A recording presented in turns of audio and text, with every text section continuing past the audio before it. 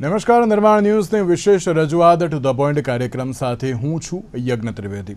દર્શક મિત્રો, આજે ટુ ધ પોઈન્ટ કાર્યક્રમમાં ચર્ચા વિચારણા કરવાની છે એક મહત્વપૂર્ણ મુદ્દાને લઈને. આપ સૌને ખબર છે કે અત્યારે ઘણા બધા જે બાળકો છે એ અત્યારે ફોનમાં ક્યાંક બિઝી જોવા મળતા હોય છે. મોસ્ટલી એમનો ટાઈમ અત્યારે તો એમ કહેવાય ને કે ફોનમાં વિતાવતા હોય છે. બાળકો ફોનમાં શું જોવે છે, શું કરે છે એ ક્યાંક માતા પિતાને ખબર હોતી નથી.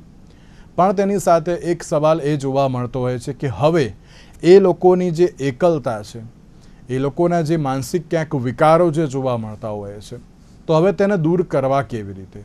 કારણ કે અત્યારના સમયની વાત કરીએ તો અત્યારના સમયમાં સોશિયલ મીડિયા એમના માટે ઘણું બધું જે પ્રાયોરિટાઇઝ થઈ જાય છે, એ લોકો એને જે વધારે પડતી પ્રાયોરિટી આપતા હોય છે. કારણ કે એ જ વસ્તુ અમારે જોઈએ છે, અમારે આ નથી કરવું, અમારે માત્ર આમાં જો ફોકસ એવું ક્યાંક જોવા મળતું હોય છે. તો હવે તેને દૂર કરવું અને તેને સુધારવું પણ બહુ જરૂરી બની ગયું છે. જ્યારે આપણે બાળકોની વાત કરવામાં આવે તો ક્યાંક બદલાતી જતી લાગણીઓને, વર્તનને સમજવું એક અત્યારે મોટો પડકાર ક્યાંક બની ગયો છે. માનસિક મૂંઝવણ દૂર કરવી અત્યારે તો એક બહુ જરૂરી બની ગઈ છે. ત્યારે આ દૂર કેવી રીતે કરવી? ટેકનોલોજીના યુગમાં સંવાદ અત્યારે તો કેટલો મહત્વનો છે, આજે તેની ઉપર જ મારે ચર્ચા વિચારણા કરવાની છે. અને આ ચર્ચા વિચારણા કરવા માટે અમારી સાથે જોડી ગયા છે ડૉક્ટર ખ્યાતિ મહેતલિયા, કે જેઓ મનોચિકિત્સક છે, અને સાથે સાથે ઋતુબેન ત્રિવેદી આપણી સાથે જોડી ગયા છે, કે જેઓ વાલી છે. જે આ બંનેનું સૌથી પહેલાં તો સ્વાગત છે. ખ્યાતિબેન, જે પ્રમાણેની આજની આપણી જે ચર્ચા છે તેમાં આપણે જે ચર્ચા કરી રહ્યા છીએ કે અત્યારે તો ટેકનોલોજીનો યુગ એક બાજુ જોવા મળી રહ્યો છે, અને આ ટેકનોલોજીના યુગમાં ક્યાંક સંવાદ એ ઘણું મહત્ત્વની એક જે સ્થાન ધરાવતું હોય છે. તો ખ્યાતિબેન, આપ કઈ રીતે જુઓ છો કે અત્યારના સમયમાં આ ટેકનોલોજીના યુગમાં અને સાથે સાથે જે રીતે ઘણા બધા વ્યક્તિઓ એમ કહેતા હોય છે કે આ સંવાદ અત્યારે તો વધારવો એ બહુ જરૂરી છે. સંવાદને વધારવાની સાથે સાથે દરેક લોકો સુધી પહોંચવું પણ અત્યારે તો એટલું જરૂરી છે તેવું દરેક લોકો ક્યાંક વિચારતા હોય છે. સુખ સુવિધાઓ તો જે પૂરતા પ્રમાણમાં આપવામાં આવે છે, પણ તેની સાથે ક્યાંક સંવાદ કરવામાં આવતો નથી. તે એક સૌથી મોટો સવાલ જોવા મળતો હોય છે. ત્યારે આ જ મુદ્દાઓ પર આપણે આજે ચર્ચા વિચારણા શરૂ કરીશું. ડૉક્ટર ખ્યાતિ મહેતલિયા આપણી સાથે જોડાઈ ગયા છે, કે જેઓ મનોચિકિત્સક છે, અને ઋતુબેન ત્રિવેદી આપણી સાથે જોડાઈ ગયા છે, કે જેઓ વાલી છે. ફરી એકવાર આપનું સ્વાગત છે. ખ્યાતિબેન, શરૂઆત હું આપનાથી કરવા માંગીશ કે જે આપણે અત્યાર સુધી જોયું છે કે ઘણા બધા વ્યક્તિઓ એમ કહેતા હોય છે કે ના, મારો બાળક અત્યારે તો એકલું છે, એ અમને ક્યાંક ખબર નથી પડતી, એ શું વિચારે છે અમને ખબર નથી પડતી. પણ જ્યારે સંવાદ કરવાનો સમય હોય છે તો એ સમયે એ લોકો સંવાદ નથી કરતા, પણ અલગ જ પરિસ્થિતિ જે જોવા મળતી હોય છે. ખ્યાતિબેન, આ ટેકનોલોજીના યુગમાં સંવાદનું અત્યારે મહત્વ કેટલું છે બાળકો સાથે? સંભળાય છે ને મારો અવાજ? જી જી જી. ટેકનોલોજીના યુગમાં સંવાદનું મહત્વ ખરેખર આપણે ધારીએ એના કરતા ઘણું વધારે છે. સંવાદ એટલે કે કમ્યુનિકેશન માતા પિતા અને બાળકોની વચ્ચે, બાળકોમાં પણ અંદર બાળકોમાં, ભાઈ બહેનોમાં એકબીજા સાથે, એ લોકોના ફ્રેન્ડ સર્કલ સાથે, બધા જ વચ્ચે સંવાદ ખૂબ જ ઘટી ગયો છે. હા, ઘણીવાર વાતચીત ખાલી થતી હોય, પણ એમાં ખાલી શબ્દની આપ-લે થતી હોય છે. જે આપણે સંવાદ, કમ્યુનિકેશન એટલે જે વિચ ઇન્ક્લુડ્સ વર્બલ અને નોન વર્બલ, એટલે શાબ્દિક રીતે અને બિન શાબ્દિક રીતે લાગણીઓ સમજીએ, એકબીજાની બોડી લેંગ્વેજ સમજીએ, એકબીજાના એક્સપ્રેશન્સ પરથી એકબીજાને સમજીએ. આ બધું આજકાલ ઓલમોસ્ટ નહિવત જ થઈ ગયું છે, કે તમે મોસ્ટ ઓફ કમ્યુનિકેશન પણ ખાલી કામ પૂરતું જે છે તમે વોટ્સએપ પર કરી દો છો. ઇવન એક રૂમમાંથી બીજા રૂમમાં જ્યારે બે વ્યક્તિ બેઠી છે, બાળક એક રૂમમાં છે, માતા પિતા બીજા રૂમમાં છે, તો હવે કંઈ પણ કામ હોય તો ખાલી એક પેલો ટેક્સ્ટ કરી દીધો, એક આ પૂછી લીધું, તે પૂછી લીધું. એટલે આમાં જે આપણે કહીએ ને ખાલી નેસેસરી કમ્યુનિકેશન, કે ભાઈ આ ખાવાનું લઈ જવું છે, કે આ જોઈએ છે, કે આ વસ્તુ મારે લેવી છે, કે એ પણ જે એકબીજા સાથે લાગણી વ્યક્ત કરીએ અને આપણે એકબીજાને સમજીએ, એ બધું એકદમ નહિવત જ થઈ ગયું છે. અને માટે જ એની જરૂર અત્યારે ખૂબ વધારે છે. અને સાથે ખ્યાતિબેન, કે બાળકોમાં વધતો જતો ગુસ્સો અને વધતી જતી એકલતા, કે જેને લઈને પણ અત્યારે તો સંવાદ ઘણો મહત્વનો છે. કારણ કે ખબર પડે કે ના, અત્યારે તો બાળક શું કરી રહ્યો છે ને કેમ અત્યારે તો આ પ્રકારનું વર્તન કરી રહ્યો છે. તેમ ગુસ્સો ને એ બધું ઘણું વધી ગયું છે. મોટા ભાગના બધા જ બાળકો સોશિયલ મીડિયા પર એક્ટિવ હોય જ છે.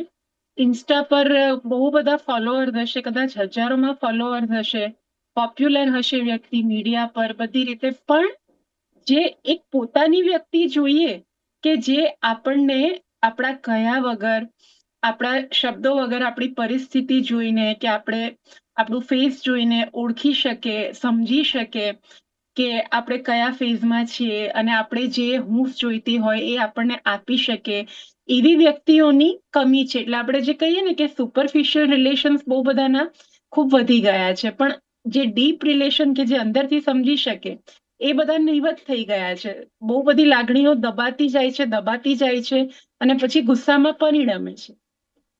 બિલકુલ બિલકુલ સાચી વાત. માટે આ પ્રકારની પરિસ્થિતિ જોવા મળતી હોય છે. ઋતુબેન, એક બાબત એ પણ કે જ્યારે આપણે બાળકોની વાત કરતા હોઈએ છીએ એમનામાં ક્યાંક એકલતા જોવા મળતી હોય છે, વધતો જતો ક્યાંક ગુસ્સો પણ અત્યારે જે જોવા મળતો હોય છે, અને તેને ઘટાડવા માટે સૌથી પહેલી બાબત તો એક જ કે હવે એક કમ્યુનિકેશન ગેપ ક્યાંક આવી ગયો છે. હવે આ કમ્યુનિકેશન ગેપ અત્યારે તો સુધારવો એ બહુ જરૂરી બની ગયો છે. આપને શું લાગી રહ્યું છે? કારણ કે અત્યારે સંવાદ કેમ ઘટી ગયો છે અત્યારે તો વાલીઓ અને બાળકોમાં?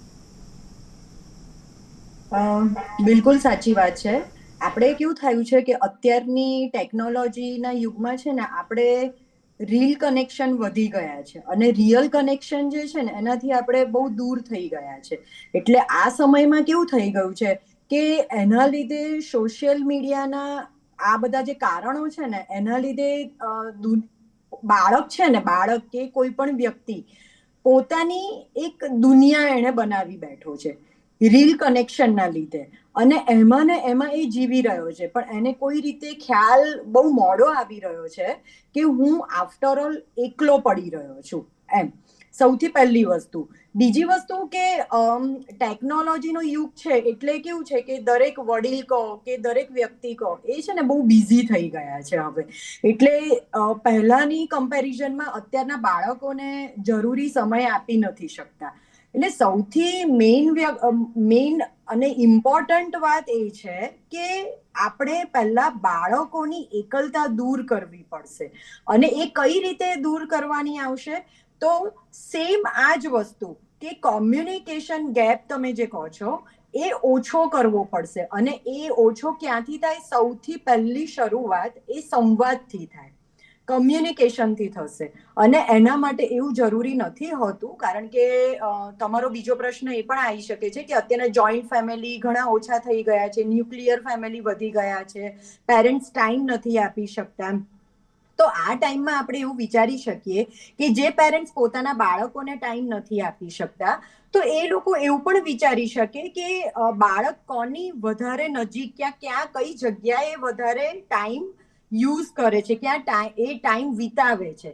સપોઝ હોય સ્કૂલમાં હોય, કોઈ કોચિંગમાં એને મૂક્યો હોય, કોઈ ટ્યુશન ક્લાસીસમાં મૂક્યો હોય, તો એ બધી જગ્યાએ આપણે માર્ક કરતા રહેવું પડે. અને ત્યાં ગાડી આપણે એ લોકોને વાત કરવી પડે કે ભાઈ અમે ન્યુક્લિયર ફેમિલી છે, કે મારું બાળક એકલું છે, તો તમે આના ટચમાં વધારે રહેજો.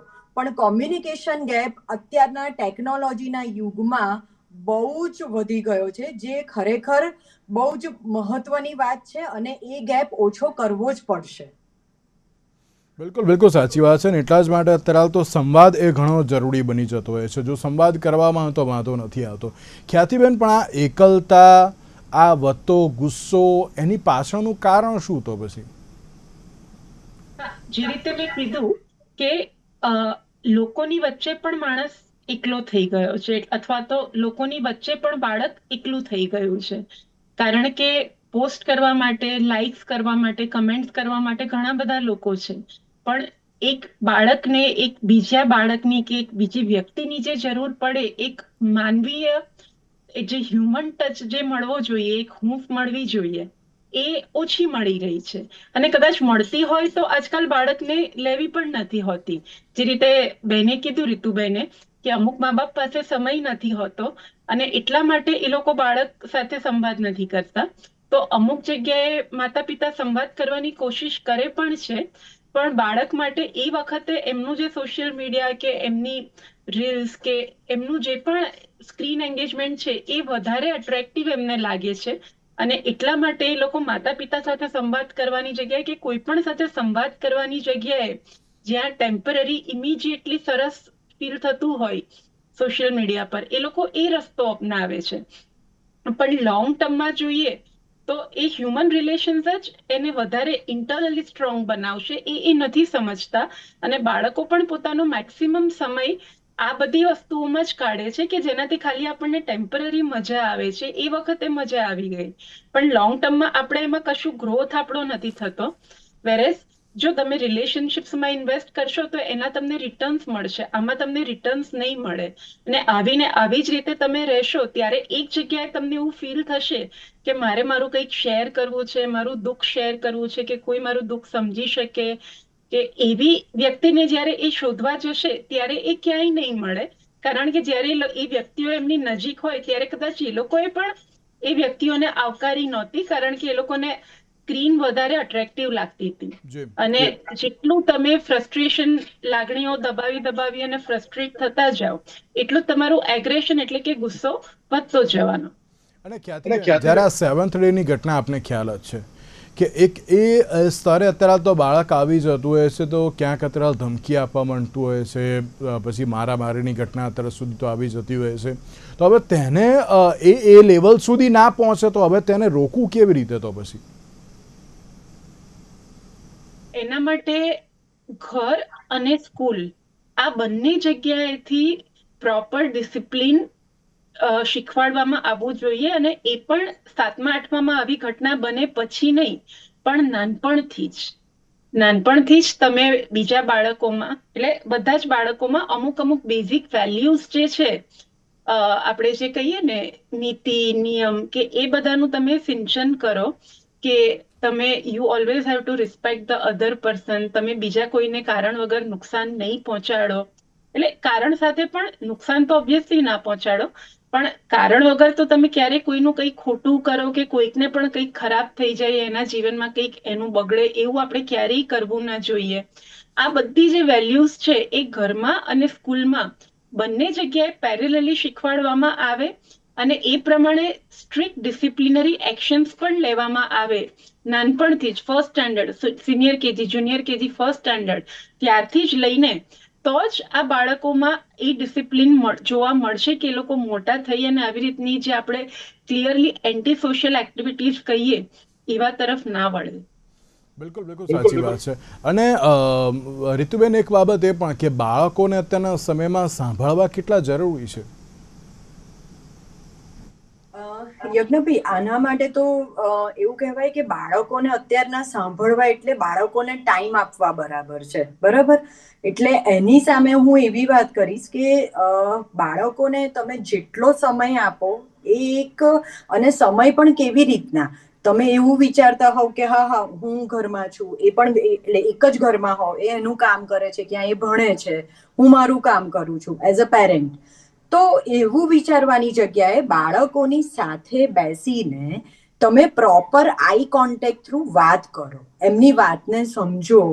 અને છે ને યજ્ઞભાઈ, આમાં ક્યાંક ને ક્યાંક એવું છે કે બાળકને છે ને જો વાત એને પણ એની પોતાની વાત કરવી બહુ જ ગમતી હોય છે, પણ આપણી જે ટોન હોય છે ને એ પણ આપણે સુધારવો જોઈએ. આની અંદર સૌથી મહત્વની વાત છે, તમે શું કર્યું, બાળકને તમે જ્યારે એ પૂછો છો તો એમાં પણ બેટા આપણે કેમ સોરી, થેન્ક યુ, પ્લીઝ આ બધું કેમ કહેતા હોઈએ છીએ, વડીલને તમે કેમ કહેતા હોઈએ છીએ, આ દરેક શબ્દની ઇફેક્ટ પડતી હોય છે. એમ બાળકને પણ તમે દીકરા કે બેટા કે દીકરી તે આજે શું કર્યું, આ બધી વસ્તુથી તમે પહેલા વાત ચાલુ કરો. બીજી વસ્તુ છે કે એની જોડે વાત જ્યારે કરતા હોવ ને, વાર્તાલાપ કરતા હોવ કે ડિસ્કશન કરતા હોવ ને, તો ત્યારે તમે એની શાંતિથી વાત સાંભળીને એને છે ને એડવાઇસ આપવાનું વધારે ચાલુ ના કરો. કારણ કે બાળક જ છે આફ્ટર ઓલ, એ પોતાની વાત રજૂ કરતું હોય છે ક્યાંક ને ક્યાંક, અને એ જ ટાઈમમાં જ્યારે આપણે એની વાત અધૂરી સાંભળીને એને એડવાઇસ આપવા માંડીએ છીએ કે તારે આમ ના કરવું જોઈએ, ડિસ્કશન આપણે પોતાનું બોલવા માંડીએ છીએ, તો બાળક ધીમે ધીમે શું કરશે કે એ આપણાથી દૂર થતું જાય છે, કે જેથી એને મનમાં એવું થાય છે કે ના, મેં ખોટું ડિસ્કશન કર્યું, કે મારે આ વાત મારા પેરેન્ટ્સ જોડે કે મારા વડીલો જોડે કે રિલેટિવ જોડે વાત કરવા જેવી જ નથી. એના કરતા એને પ્રેમથી સાંભળી લો અને પછી એને સમજાવો, તો એ ચોક્કસ ધીરે ધીરે ડિસ્કશનનો ટાઈમ પણ વધશે. પણ તમારે જોડે જોડે એ પણ યાદ રાખવું જોઈએ કે બાળકને ફક્ત ને ફક્ત માતાની ક્યાં ફક્ત ને ફક્ત પિતાની જરૂર નથી હોતી, માતા અને પિતા બંનેની જરૂર હોય છે. જો જ્યારે માતા પિતા ટાઈમ ના આપી શકતા હો તો ઘરના વડીલોની પણ આમાં ફરજ આવે છે. આપણે ઇન્ડિયન સોસાયટીને આટલું બધું મહત્વ કેમ આપીએ છીએ? આ જ કારણે આપીએ છીએ, કારણ કે ફોરેનમાં જે અત્યારના બની રહ્યું છે કે કેટલાય વર્ષોથી બની રહ્યું છે, જે અત્યારના ઇન્ડિયન સોસાયટીમાં હજુ હવે ચાલુ થયું છે બીકોઝ ઓફ સોશિયલ મીડિયા, આપણે કહીએ બાળક ક્યાંક ને ક્યાંક એના પોતાની એક એણે પોતાનું વાતાવરણ ઊભું કરી દીધું છે કે આ જ મારો સમાજ છે, કે આ જ મારી જિંદગી છે, અને એમાં એકલો એકલો થાય છે, પણ એને ખબર ક્યાંક ને ક્યાંક નથી હોતી.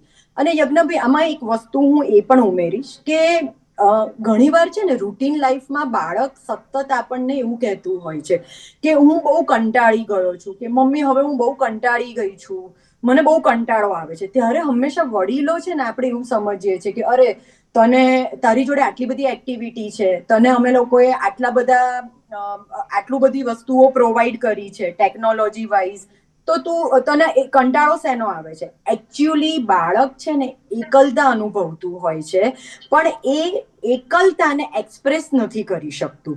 એના લીધે એ નોર્મલ રૂટીન વર્ડ બોલે છે કે મને કંટાળો આવે છે, અને ત્યાં આપણી જ ક્યાંક ને ક્યાંક ભૂલ થાય છે કે આપણે એ કંટાળાને બીજી ડિરેક્શનમાં લઈ જઈએ છીએ. પણ આ પણ હવે એક વસ્તુ યાદ રાખવા જેવી છે સમાજે, સોસાયટીએ, કે જ્યારે કંટાળો શબ્દ આવે એ કોઈ પણ માટે હોય, હું તો કહું છું બાળક નહીં, વડીલો માટે પણ, કારણ કે ક્યાંક ને ક્યાંક સોશિયલ મીડિયામાં એ લોકો પણ પોતાની જિંદગીમાં હવે એકલતા અનુભવે છે, પણ બાળકો કરતા એ લોકો એક્સપ્રેસ જલ્દી નથી કરતા. તો તમારે આ સમજવું જોઈએ કે કંટાળા શબ્દને આ રીતે નહીં પણ એકલતાની રીતે પણ હવે આપણે લેવું પડશે.